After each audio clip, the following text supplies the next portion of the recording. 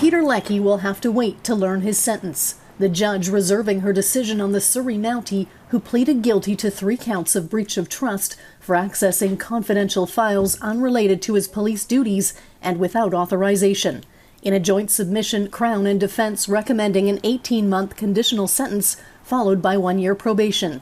Leckie would spend the first 6 months under house arrest and electronic monitoring. Is there anything you want to say to your victims? In a Crown submission, court heard Leckie abused his power to search police databases for information on a 19-year-old sex worker and her mother, then showed up at their home under false pretenses to test the waters in pursuing a sexual relationship with the teen. When you came into my life, I was a lost and broken 19-year-old who was facing tremendous obstacles in her life. The now 29-year-old former sex worker and her mother sharing their victim impact statements outside court. I feel you're a predator and she was your prey. As a parent, I'm sick to my stomach that an RCMP officer did this to my child.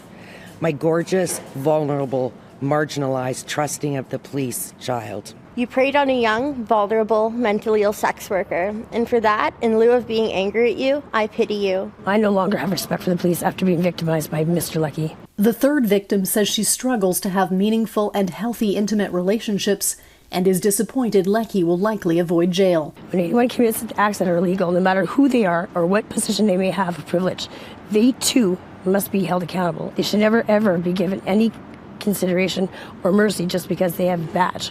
No comment. Leckie apologized to the court, saying he was profoundly sorry. My acts have brought shame upon myself, my profession, and the organization I proudly served. The 38-year-old, who's been suspended without pay since June, says he dedicated 13 years of his life to the RCMP, but failed to recognize the toll that service took on his mental health.